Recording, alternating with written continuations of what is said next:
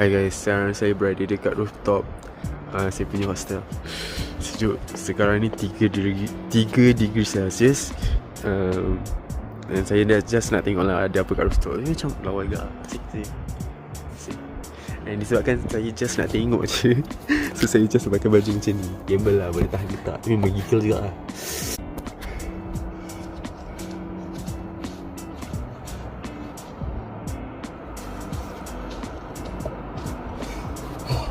Sejuk.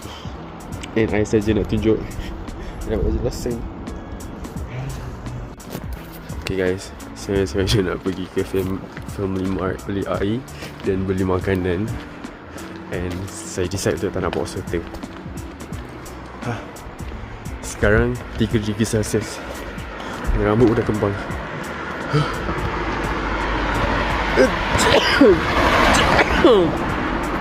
Oh, korang nak tengok tak tengoknya ni?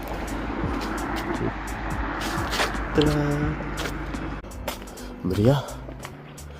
Sejalan dengan kosong tak ada orang. Sekarang pukul 9.45. Oh, dah tak ada orang dah kat sini. Oh, nak cari Family Mart.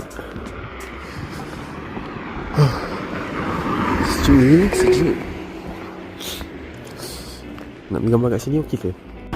Okay guys, serious talk nak sikit ni. Macam mana lagi ke Family Mart ni?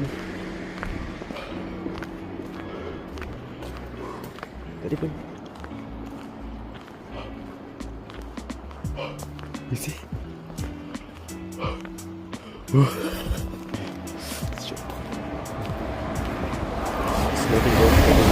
No heat tag.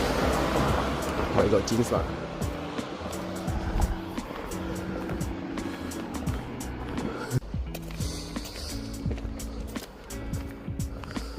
Sampai Family Mart.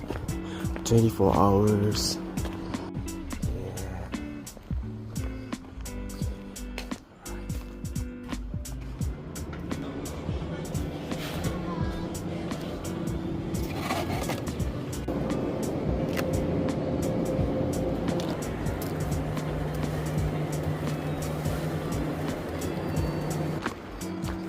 Lovely.